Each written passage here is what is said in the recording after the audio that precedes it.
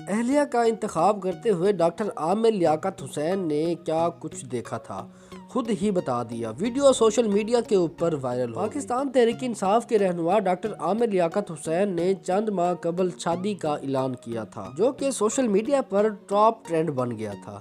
لیکن وہ اپنی اہلیہ کا انتخاب کرتے وقت کیا دیکھتے ہیں اور مزید کتنی شادیاں کرنے کا ارادہ رکھتے ہیں، ان کی پرانی ویڈیوز وائرل ہو گئیں۔ مزید ٹاپک شروع کرنے سے پہلے اگر آپ ہمارے یوٹیوب چینل کے اوپر نئے ہیں تو چینل کو سبسکرائب کرنا مت بھولیں، ساتھ میں دیے گئے بیل آئیکن پر بھی ضرور پریس کر دیں تاکہ آپ کو ریگولر نوٹیفیکیشن کے ساتھ ویڈیوز ملتی رہیں۔ ویڈیو کو ایک لائک ضرور کر دیں۔ شروع کرتے ہیں آج کا ٹاپک۔ ایک پروگرام کی ریکارڈنگ کے بعد صحافیوں کے سوالات کے جوابات دیتے ہوئے ڈاکٹر عامر لیاقت حسین نے بتایا کہ توبہ کی عمر 24 سال ہے، اب آئے گی تو 20 یا 21 سال کی ہی آئے گی۔